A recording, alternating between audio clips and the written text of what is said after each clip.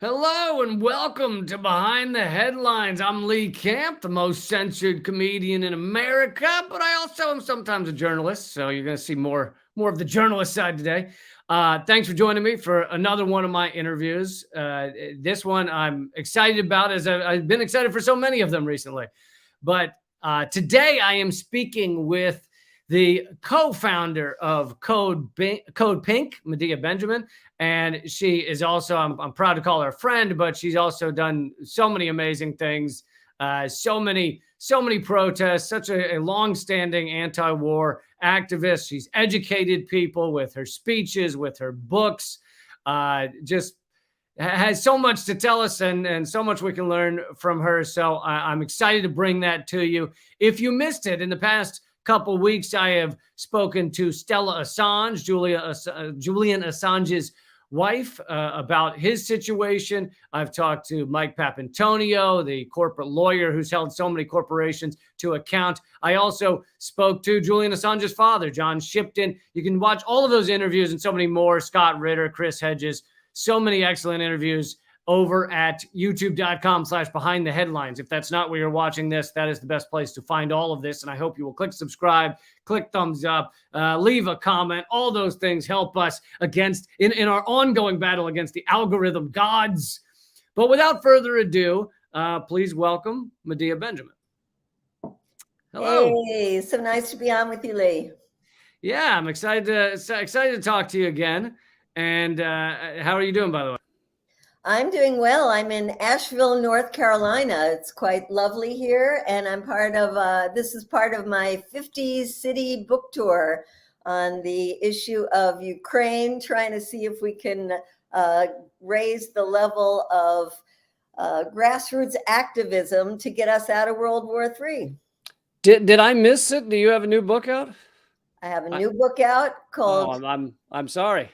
Oh, well, I'm sorry. It's called War in Ukraine, Making Sense of a Senseless Conflict. And if I can pull a copy out right here, I will hold it up. But yes, this is what I've been traveling around the country talking about. Excellent. You put out books. You're so prolific that I can't keep up with it all. But well, while you pull out that book, we will be getting into Ukraine. So I look forward to hearing what's in the book in just a few moments. I want to play a clip of your most recent disruption, which does have to do with Ukraine. And I don't know if you want to set up who the players are in this and the event, and then after I play it, we will get into why it was important to disrupt. Oh, well, this is an event hosted by one of those Washington think tanks. And it was with Adam Smith, who was the head of the House Armed Services Committee. And he was there giving his talk at Brookings Institute about, I don't know, why whatever he's been doing has been so great. Right. All right. Well, let's see you on stage with Adam Smith, and then we will talk about what exactly was said in just a moment. And that was a fantastic framing. And let me pick up if I could. Right. The framing was actually not fantastic.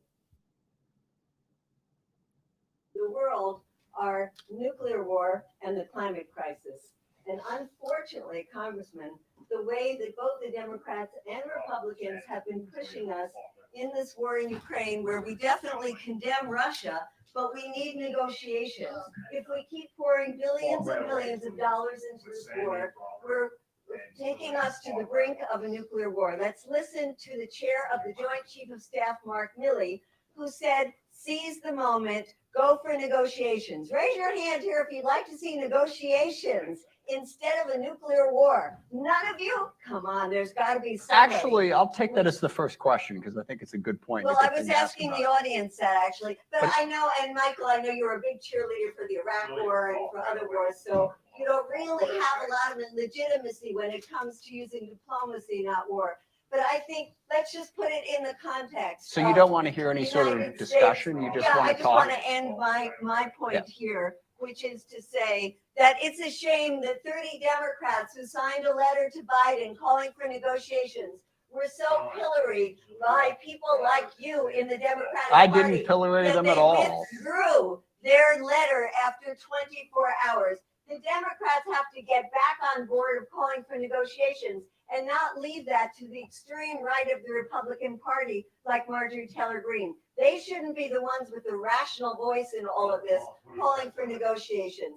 Democrats have to step forward, have to put the pressure on the Biden administration and say, we need negotiations, not more war. The real security, national security is addressing the climate crisis, getting people housed, and not focusing on weapons. We have $880 billion going to war. We need to go to social services.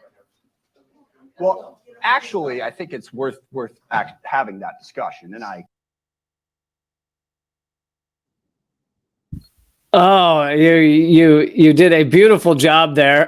Because I also love you. It's not just that you went there and you did that, but you did such a great job of shutting them down. One of them tries to interrupt you by saying, "I'll answer that question." You say, "I'm not speaking to you." And then the other one tries to jump in and you say, "I know you were such a cheerleader for the Iraq War," and instantly he shuts up. Brilliantly done, but I'd love to hear more about friend Olivia. Here I was the one talking on and on. She's only holding a sign quietly saying diplomacy, and they grab her and yank her out of there. So they came in to assault someone, and she was the first one they saw. Yes. So I'd love to hear more about exactly what you were saying there. Well, we are in such a crazy situation, not only with this horrific war in Ukraine that could turn into World War III or nuclear war, but to look at the politics of it in the United States, where when you have a Democrat in the White House, we're Trump in the White House, we probably have a lot of Democratic allies saying, we got to look for a negotiated solution to this. It's too dangerous. But no, when you have Biden in there, then these Democrats are expected to march in line with an insane policy, even if the head of the Joint Chiefs of Staff said, you know what, there's not going to be a victory on the battlefield, so maybe it's a good time to go to the negotiating table. When they say it, these 30 Democrats, they are smashed down by the leadership of the party. Within 24 hours, they withdraw. Each one of them, most of them, they're saying, wait, did I really sign that? I didn't really mean to sign that. Right. There'll be negotiations, but after victory. There's one Democrat now in the entire Congress who's calling for negotiations, and that's Ro Khanna. Not a single other Democrat. Now, you do have Republicans. You had 57 of them in the House and 11 in the Senate that voted against that $40 billion package for Ukraine. But a lot of them are, hey, we should be taking that money and aiming it at our real enemy, that's China, or we should be taking that money and militarize our border against the hordes of invaders who are trying to come in. So it's not like we really have a lot of allies in the Republican Party either. And that means that we got to go around and really build up this pressure. That's what I'm doing and why we created this group called peaceinukraine.org. It's a coalition of a number of different organizations to say, hey, you can blame Russia for this war all you want, but the war is happening right now, and the war can be leading us into a much, much wider conflict. And there's no end game in sight because there is no victory on the battlefield. And so if you want to do something about it and stop all these Ukrainians from getting killed, join us in pushing for ceasefire and negotiations. Yeah, and you make a great point there at the end that if you want to see Ukrainians live and prosper and not be murdered in this war, then you should be for negotiations, which is not what Biden and the U.S. government in general is supporting. And of course, we helped create the conditions for this proxy war to begin in the first place with the 2014 Maidan coup, the funding and arming of various Nazi elements, etc. That doesn't mean that, as you point out in your speech, neither you nor I support the Russian invasion, but you should want this to be over. We should want this to be ended at a peace table immediately. And, as I've tried to point out multiple times, in April, there was a nearly signed peace agreement, and Boris Johnson, essentially acting as an emissary of the United States, ran to Ukraine, met with Zelensky, and said, "You can't sign that peace deal because we won't support it. The West won't support it." And that was the end of peace talks.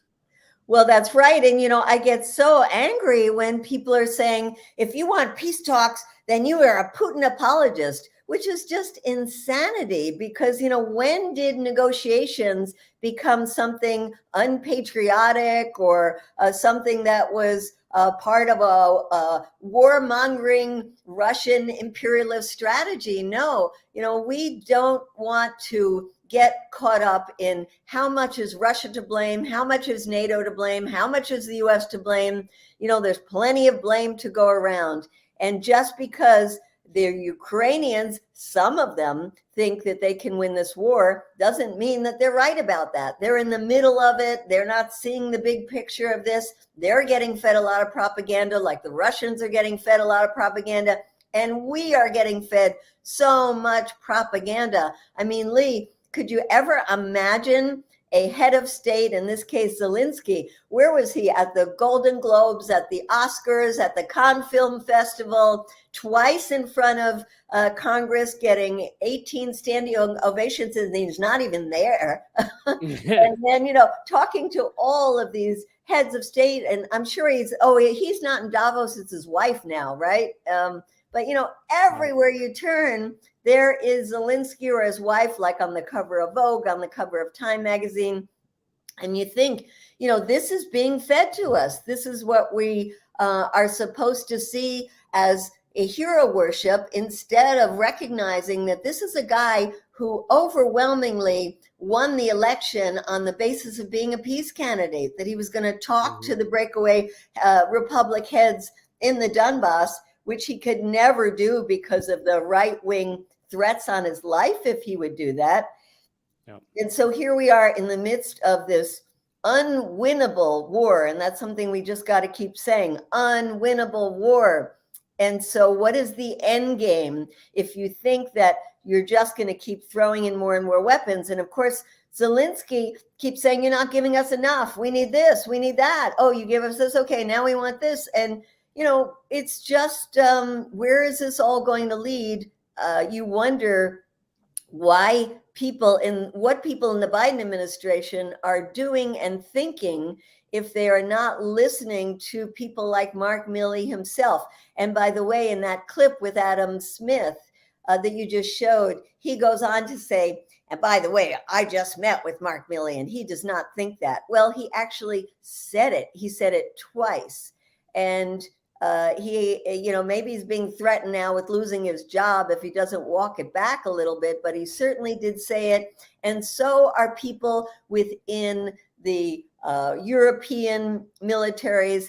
And while you have the head of NATO, Jens Stoltenberg, who's a total hawk, and he even has said, they asked him, what's your greatest fear about this winter? And he said, my greatest fear is that this war can spin out of control. And if it goes wrong, and of course it's already going wrong, war itself is just a disaster. How can it not go wrong? He says, if it goes wrong, it could go terribly wrong. And that for him, I don't think means more and more Ukrainians are getting killed, because that happens every single day. That means to him, it will spill over into a NATO country, and then we're going to have to get boots on the ground. That's what he doesn't want to see. And of course, they don't want to see a nuclear war. But it seems that too many of them are willing to allow this to be a dragged out war that could go on for years with Ukrainian blood and US bullets. Yeah, well said. I want to talk for a moment about, the craft, the art of what you often do with these disruptions. And, first of all, the term disruption, they always, at these events, when you stand up and you speak out, and you've done it many times, they love to act like you're being so disruptive, you're being uncivilized, this isn't the proper forum, you should let us speak. But of course, what is more disruptive than war on a country? What is more destructive and uncivilized than destroying whole cities and destroying people's lives? I mean, the Cost of War project has come up with the estimate that 6 million people have died from our war on terror in various countries, and 37 million have been displaced, having to flee their homeland. So it's the idea that you standing up and calling these people to account is the true disruption is always truly ironic to me. But I want to hear you speak about why it's important to do it like this. Why is it important to stand up on these stages, in these events, and have your voice heard? Well, we use whatever tactic we can. We write books. We go out and give a lot of talks. I'm giving endless talks and meeting with university students and organizing coalitions and organizing rallies and, whatever we can. But we look for places that we can get our voices out. And sometimes it's at these events where there's going to be some press coverage where we can reach lots of people. And that's what we have to do. But, you were talking about the rudeness. We once remember John Brennan, the head of the CIA, when we were involved in this war in not only in Iraq, but in the drone wars. And we went to his house once. And we had just come back from Pakistan where we met with families who loved ones had been killed by our drones. And we went to his house and knocked on the door. He came to the door and we started saying, "Oh, I just came back from Pakistan. We wanted to tell you some of the stories." His wife came and said, "How dare you come to our house? That is so rude." And I said, just what you said, Lee. It's a lot ruder to have your home destroyed by a drone, blown up in the middle of the night, your loved ones killed. That is really rude. And we went on, gave more and more examples of the kind of rude things that John Brennan was in charge of. So I think it's two things, Lee. One is reaching as many people as you can in as many different venues as you can. And the other is channeling the voices and the stories of the people that we've met with in Iraq, Afghanistan, Yemen, Pakistan, all of these places where the U.S. has destroyed so many lives, Palestine, and bringing those stories back and taking those stories directly to the people who are responsible for so much of this mayhem. Yeah, all great points. And I know you've been, like you said, you use every tactic you can. Sometimes that is protest. Sometimes it's speaking. Sometimes it's disruptions like this one I just showed. I know you've been arrested many times.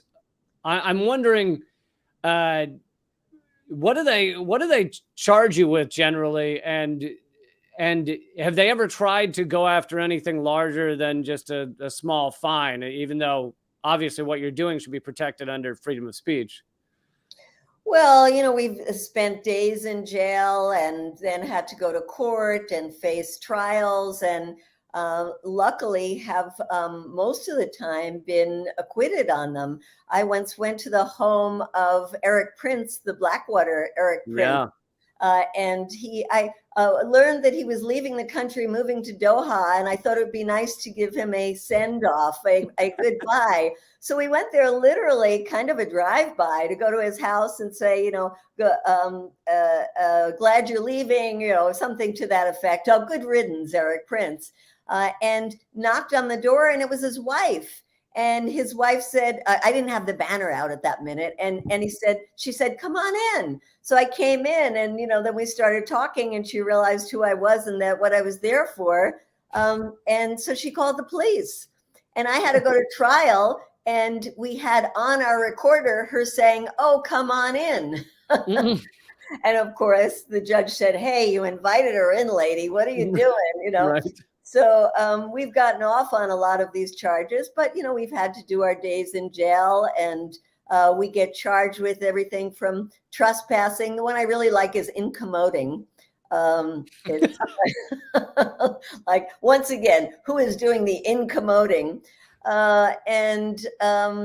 Some other members of Code Pink have had much more harsh sentences. But we are very peaceful in the way that we protest. Right. We are oftentimes definitely trespassing. I mean, we go onto people's property. We've been to Donald Rumsfeld's home.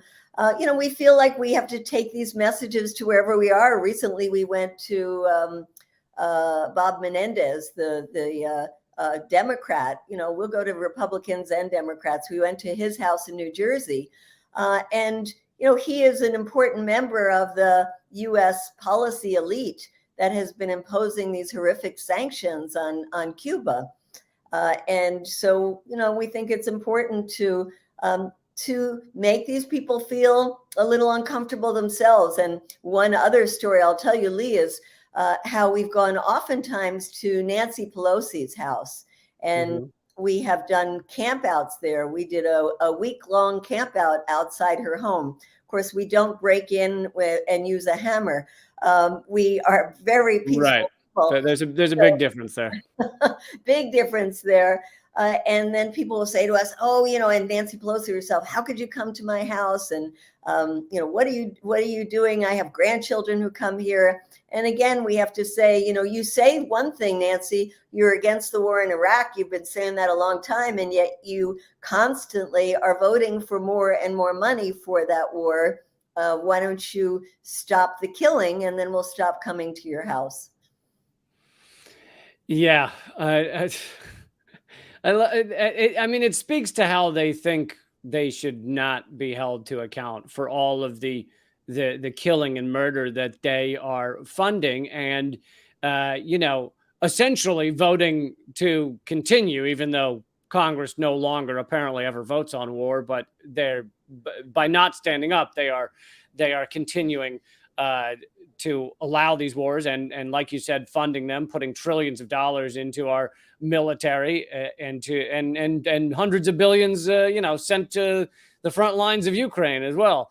And never held accountable. Of course, they really are adamant now that Russia should be held accountable, and Russia should be held accountable. But, a lot of the people in the global South look and say, yeah, but you in the U.S. were never held accountable for all the destruction that you caused in Iraq or in Libya, or for the $4 billion a year that you give to Israel to repress the Palestinians. So, when you want to talk about respecting international law, a rules-based order, let's look at what we're doing here at home and try to hold these people accountable, even long after they're in office. Whenever we see George Bush going somewhere, like an exhibit of his paintings, we run to that exhibit and hold up signs and say, he might be a mediocre painter, but he's an awful war criminal.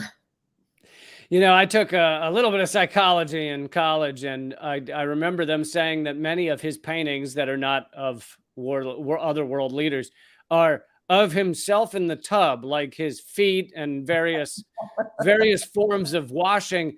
And it's, if he's not a true 100% psychopath, then I'd say that Freud would say he's painting himself trying to wash off the blood. But yeah, but then he got into puppies. Yeah, then he got into horrible paintings of puppies and world leaders. We mentioned the trillions dumped into our military, while that money could be used on so many things here in the United States to help so many people. Also, you could just use it to end world hunger. They say 30 billion a year would end world hunger per year. And we could easily do that, and it would make us one of the more beloved countries in the world, which seems like it might be good for security as well. But we wouldn't do any of that. So I want to talk about the Pentagon budget for a minute. If you could just talk about the sheer amount of money, but then also they just failed their fifth audit. Each time they say they just failed the audit, they give us no new information. And within that failed audit, we did learn that they say they can't account for over half of their assets. Yeah, well, so what? We'll just give them more money, right? I mean, each year there's a handful of Democrats who say, oh, let's, take a little chunk out of the Pentagon, maybe $100 billion, and it never goes anywhere, and they never really organize around it. It's almost a pro forma thing to make some of us feel like they are doing something for us. And but the vast majority of people just rubber stamp these budgets, and they go up and up and up. And this last one of $858 billion doesn't even count a lot of the things in the Veterans Affairs and the money for the in the Energy Department for nuclear weapons. And of course, it doesn't count the money we're giving to Ukraine. So you add those things in, and you're at $1 trillion budget right now. Not only more than the next 9 countries combined, but it's more than the budgets of most of the countries in the world. So it's an obscene amount of money. And, we have been trying so hardly for so many years to get people that care about the issues like the environment or Medicare for all or the free college education that students should have to realize where their money is going and to join in the demand that a big chunk of that money be taken out of the Pentagon. But it's hard to get people to see that, to understand that that's where the real pot of gold is. And of course, we're not going to get it from the mucked up people inside Congress who take so much money from the lobby groups of these weapons companies. And, some of them come from the Pentagon themselves. More and more of them now are coming from the military. And then we have people like Lloyd Austin, the head of our defense, who comes directly from the board of Raytheon. That's another thing we do, Lee. We buy a couple of shares in these companies, enough to get us in their shareholder meetings.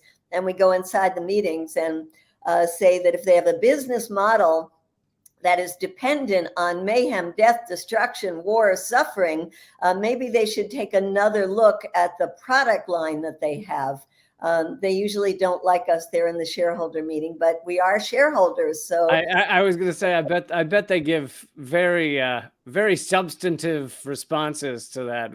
How do they respond? Well, you know how long these shareholder meetings usually last? Literally, I'm not kidding you, 10, 15 minutes. A long one would be a half hour. They are ridiculous. This is just to fulfill some legal issue, but there's no issues discussed. And even when they have a supposedly Q&A period afterwards, I got up one time. Sometimes I just interrupt before the Q&A thinking, what the heck. But even when I'm nice and wait until the Q&A period, they cut that out of the meeting, because they have to then show for the rest of the shareholders and what happened at the meeting. They cut out the whole Q&A part of it. So it's such a sham. They also try to make you you're not allowed to take in any recording devices when you go into these. So we have to sneak those in. Yeah, they don't give a substantive answer at all. In fact, the last one I went to, and I asked them how they felt about the business model, the CEO, and she's a woman, so, breaking that glass ceiling, told me what a Christian she is. And, unfortunately, one of the other terrible things about this war in Ukraine is that it's given a makeover to these weapons companies. They were getting a bad name with Iraq and Afghanistan and all those failed invasions. And now they like to be seen as the saviors of our brothers and sisters in Ukraine, and how we are the ones who are preserving democracy in the world. Of course, we could point out to those who say this is a fight about democracy that the U.S. is selling those very weapons to one of the most repressive regimes in the world, that's Saudi Arabia, or just giving them to other repressive regimes like in Egypt or in Israel. But that's not the narrative we hear from this Ukraine war, and that's certainly not the narrative that these very, very wealthy weapons companies, or like the Pope calls them, the merchants of death, that's not their narrative. You've been doing this a long time, protesting for peace and fighting back against these ruling elite who send us into war constantly. Did you the peace movement is struggling. I'd say it's not as many people as I would hope to see. Do you have thoughts on why there aren't 100,000 in the streets and what needs to be done to get there? Well, there's not a draft like there was in the Vietnam days when I True. joined the peace movement. There's Yeah. a Democrat in the White House. I think if we had Trump in there, we would see something different. It's not the US that's the obvious aggressor, it's Russia. And there's this media narrative from all of the different cable news to the mainstream papers that say that not only is this a fight for democracy, but that victory is around the corner. And, you'd think people would be a lot more skeptical, Lee, after we heard that for 20 years in the case of Afghanistan. Just give us another surge, just send in a little more of this, and then the Taliban takes over again. You'd think they'd be more skeptical. And people are. I mean, I am amazed that there are the number of people that you see, even like 30% in some polls, and some polls that have asked people what percent want negotiations, it's been over 50%. So I am surprised that so many people do see through this one-sided media narrative and what is being told by the administration. And there's more skeptics in the Republican Party than there are in the Democratic Party. And this will change as time goes by. We have to keep organizing, keep educating. And, our brothers and sisters in Europe are farther ahead than we are because they're feeling the backlash from the sanctions against Russia a lot more than we are. And so they're getting out on the streets in much larger numbers, in some places by the tens of thousands. We've seen that in East Germany, in the Czech Republic, in Italy, in France. They are out complaining about inflation and connecting it to the war in Ukraine. And so I think that's going to put more pressure on their governments to step back a little from the US push for endless war in this case of Ukraine, and maybe start joining the call of a lot of the groups in Europe calling for a ceasefire.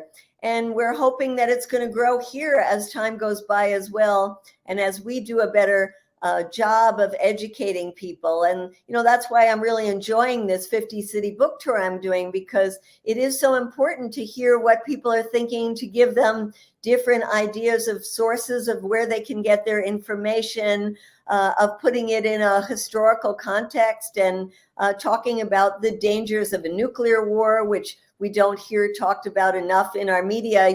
Lee, it's always like Putin is a one crazy, radical, bloodthirsty, insane dude, but he's not going to use nuclear weapons, so relax. And well, and it's also Russia's losing. They have no chance. They're pathetic. They're losing. Also, they're going to take over all of Europe any minute. And it's like, how did those go together? They're losing, but we better give them more and more high tech and more dangerous weapons because they are maybe not losing. Yeah. It's nonsense propaganda. If you think about it for 2 seconds, you'll see holes through it. But I guess a lot of people don't think about it for 2 seconds. I want to move on to another country we are involved in, I guess, kind of a Cold War against and crushing economic sanctions, and that's Iran. I want to hear your thoughts on the protests there, but I also want to hear your thoughts on the nuclear deal that was signed by Obama that, I think was a win in many ways for the anti-war movement. And then Trump ripped it up, and Biden has not made really any efforts to get back into the nuclear deal with Iran, or has put stipulations on it that are basically impossible for them to meet. And I want to hear your take on all that. Well, the U.S. has this. First, let's just recognize that Iran would be in a very different place today if we hadn't overthrown their democratically elected government back in 1953. And it would be probably a very democratic, blossoming Iran, because it's such an industrious people and an incredibly old and beautiful culture.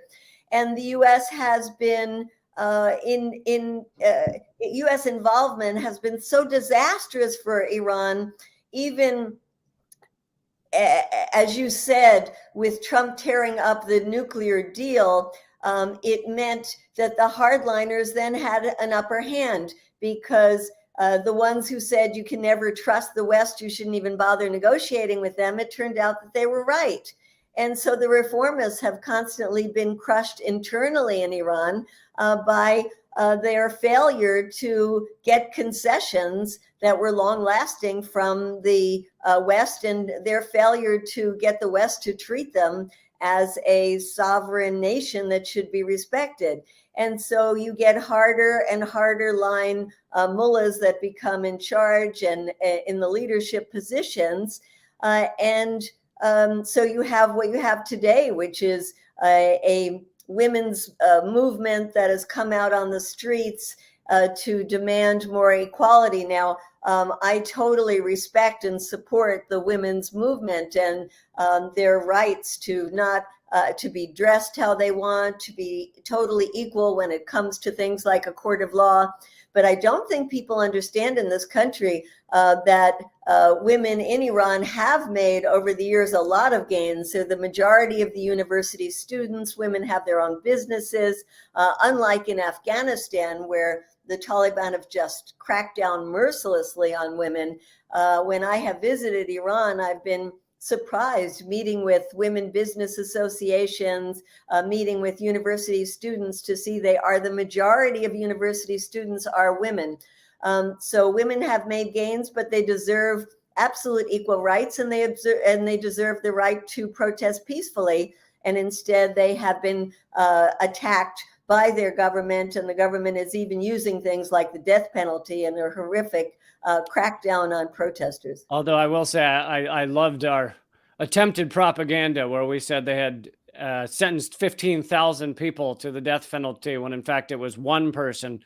That story quickly collapsed, but that's just one example of, it's not that any good is happening in that story, but it's ridiculous propaganda. But, yeah. Absolutely. I mean, ridiculous propaganda, but at the base of it, I think we should know that if the Biden administration had immediately done what we thought it was going to do, which is go back into the Iran nuclear deal, that would have given more openness to civil society in Iran, to the reformists in Iran. I mean, it still would be a religious government, which many people in Iran do not support.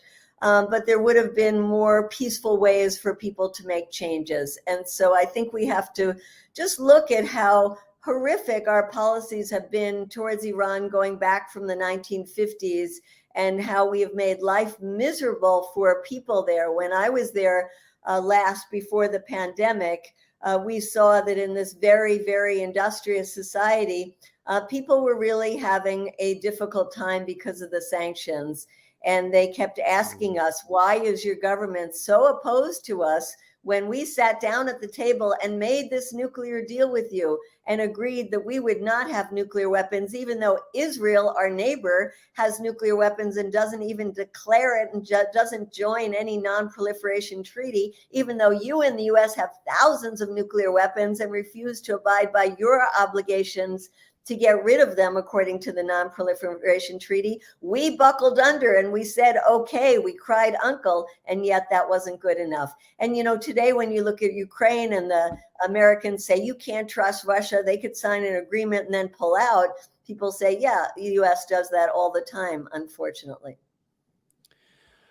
Let's move on to Yemen. A new UN report just came out saying 11,000 children had been killed or maimed, and that is directly killed or maimed. That's not counting Lord knows how many thousands from famine or disease in this Saudi Arabian war on Yemen, but really U.S.-backed war on Yemen. Can you talk a little about that and Saudi Arabia? Well, this has been going on for 8 years now. This was an internal conflict inside of Yemen, and the Saudis came in, very similar to the sense of an internal conflict inside Ukraine. And the Saudis came in with the U.S. help, and the Saudis would never have been able to have this bombing campaign were it not for U.S. aircraft, U.S. bombs, and at the time, U.S. was even refueling their planes in the air so they could continue bombing. I have been to Yemen. I have seen the destruction caused by this war, and it is not just the destruction from the bombing and all the clinics, all the infrastructure, but the result of the destruction of the infrastructure. You know, in Ukraine, you have a much more developed society. And so when you destroy the infrastructure, they have the ability to get it back up quickly, or to get big generators coming in, to set up centers where people can get heating, and certainly there's a lot of medical facilities in the country. But in Yemen, no.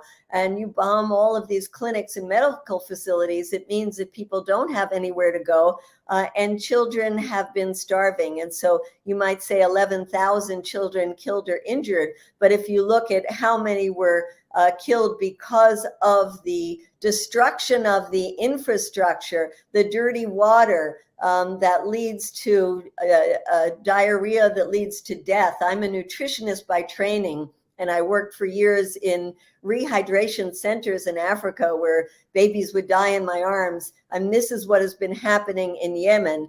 You don't see that kind of suffering in Ukraine, but what the suffering going on in Yemen is behind the scenes. We don't see it in our TV screens and our newspapers, but it is so heartbreaking to see these children who literally have not had a chance on life because the Saudis have bombed the only clinic that was in their reach, and they couldn't get there to get $1 worth of rehydration salts.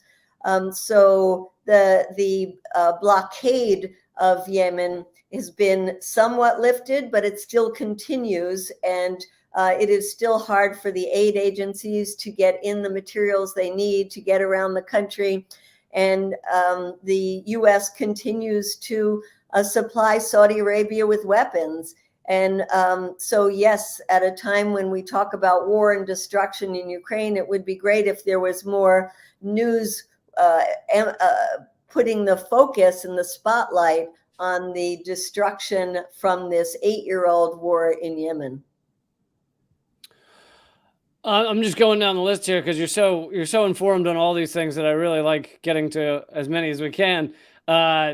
Cuba, I know you know a lot about Cuba, and you've been there many times. The only time I was there, I went on one of your trips with you, and it seemed for a minute that there was going to be an easing of this blockade, that there was going to be embargo, that there was going to be easing of tensions.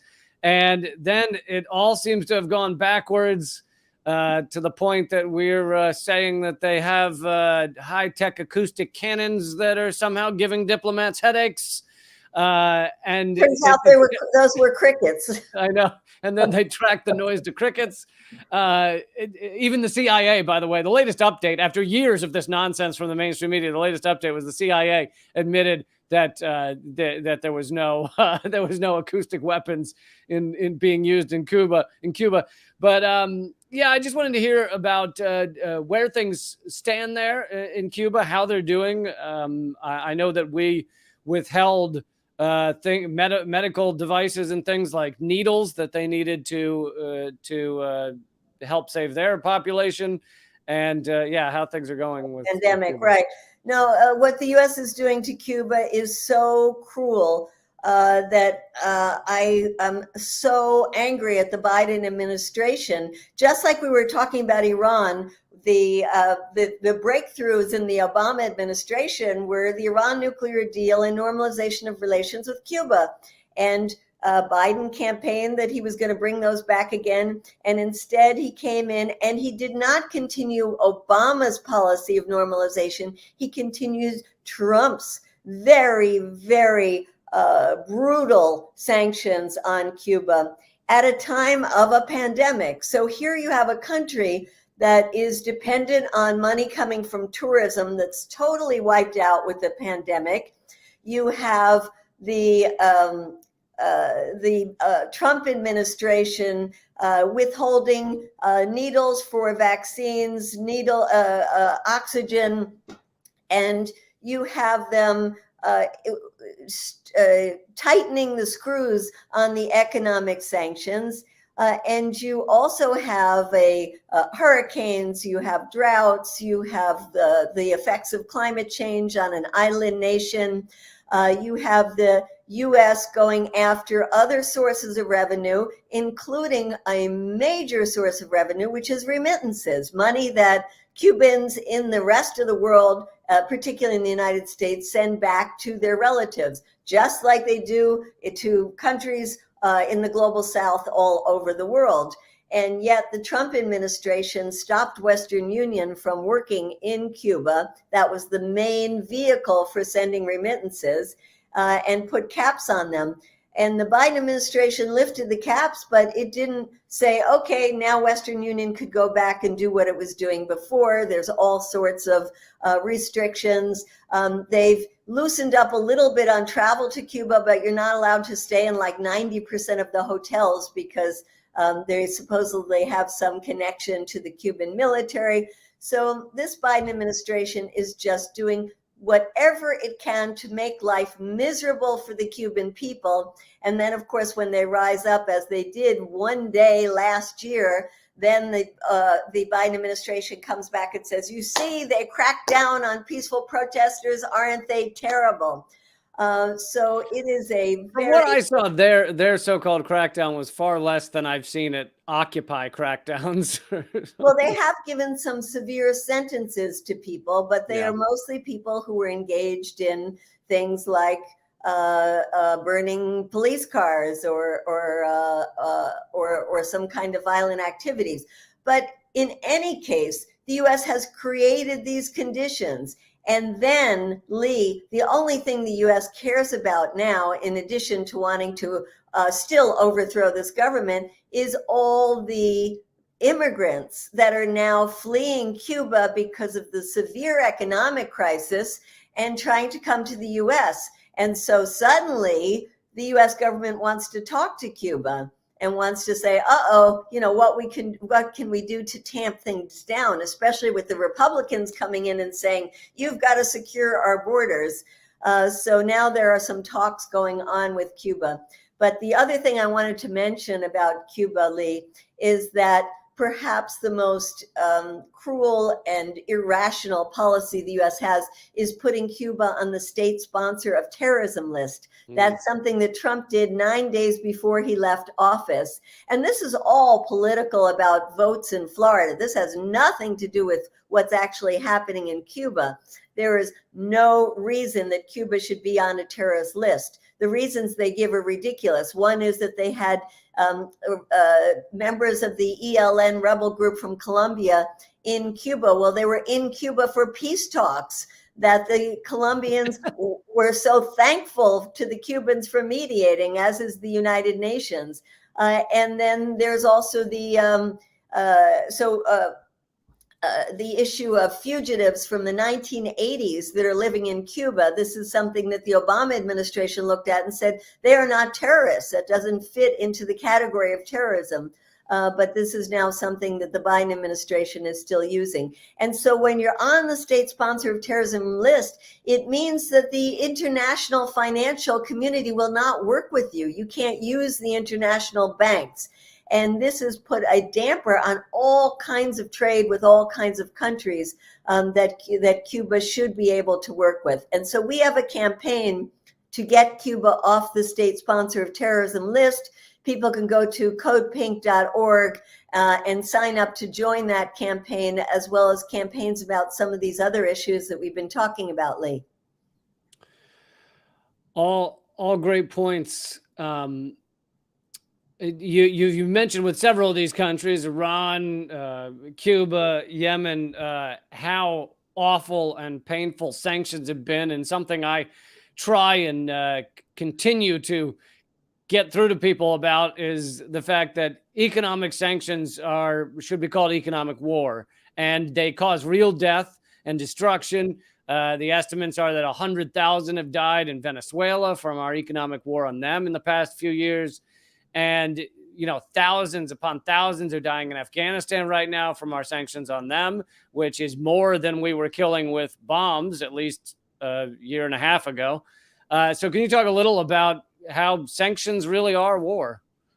Yes, they are absolutely. And, when you talk about Afghanistan, let's add to the fact that the U.S. spent trillions of dollars on that war, left the people back in the hands of the Taliban, and then stole their money on top of that.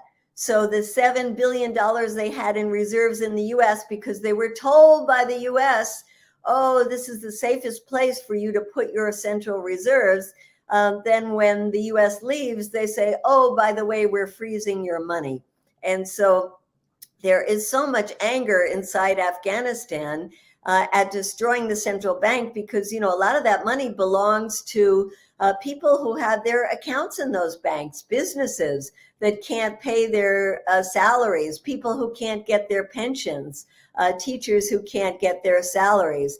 And this is a part of economic warfare. And so whether it's the sanctions that the U.S. places on countries and says, not only do we in the United States tell our people, you can't trade with these countries, we don't want you in the rest of the world to trade with these countries. And now that the U.S. has put these sanctions on big countries like China and Russia, there is much more of a movement now to say, screw you, the U.S., we're going to find other ways to deal with our financial transactions that don't involve the dollar. And so the U.S. in the end is really shooting itself in the foot. Maybe it's a good thing that the empire is in decline. But the fact is that there are more and more transactions that are happening outside the dollar. China's becoming the economic superpower around the world, and they are much more interested now in finding ways to circumvent the dollar. Yeah, I'm glad you brought up the dollar, the petrodollar. It is pivotal in a lot of these discussions in a lot of the countries we go to war with. Many of the countries that have had the worst wrath coming from the United States are those who have gone outside the petrodollar, Libya, Iraq, Syria, and it like you say, we're seeing a weakening of it. The U.S. is kind of unintentionally speeding up the weakening of the petrodollar, but it does seem that we won't see an end to these wars without the weakening of that petrodollar, but we also won't see an end to the climate crisis because this is the dollar is backed by petroleum. As long as fossil fuels are flowing heavily and people are buying them in dollars, then the U.S. is doing well in that regard, or the U.S. dollar still has power.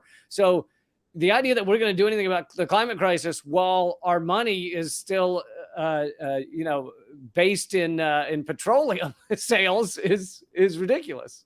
Well, that's right. And that's why the environmental movement and the peace movement, which is much weaker than the environmental movement, should be one, should be together. Because, you look at what's happening in Ukraine right now, and the environmental group said, well, actually, this could be good in the sanctions on Russian oil mean that there will be a speeding up of the transition to a green economy. And in the meantime, what you have is new coal plants coming online, like we see in Germany, where Greta Thunberg has just been arrested. What you see is new licenses being given out in the Gulf Coast for LNG and for oil expansion, because we have to help our brothers and sisters in Ukraine. So we really need the environmental movement and the peace movement to come together and say that we have to end these wars and focus on getting off the petrodollar and focus on putting our resources not into the Pentagon, but into the climate crisis. I'm going to wrap up here in a minute. It's been such a pleasure, but I want you to tell people again about your book and why they should get it and where they can get it. Well, I couldn't find a copy, but I saw you put one online. I put one out. Yeah. For doing that, and they can get that from Code Pink, from OR Books, or of course from that you know what, Amazon, and in your local bookstores. It's in a lot of places right now. It's doing very well. We're getting very good reviews. So I highly recommend you get a copy and pass it on to people who think that pouring more and more money and weapons into Ukraine is a good idea. And then in terms of getting in touch with us, it would be great if people would check out codepink.org as well as peaceinukraine.org and help us build a groundswell that will put the pressure on the people in the Congress and in the White House to say it is not in our interests or the interests of the global community to continue with these insane wars. Instead, let's save the planet. Thanks again, Medea. Keep fighting. Good to see you, Lee. Much love to you. Good to see you.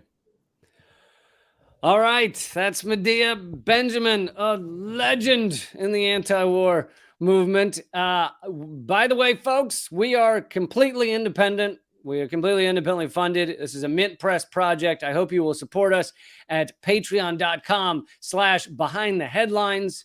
That's patreon.com/behindtheheadlines. We're adding some new perks. We just put in a blooper reel where you can see how much I fuck up when I'm trying to deliver the most censored news. There's also an episode of the most censored news that just came out today, just a few hours ago. So check that out at youtube.com/behindtheheadlines. Make sure you click subscribe, click the bell icon.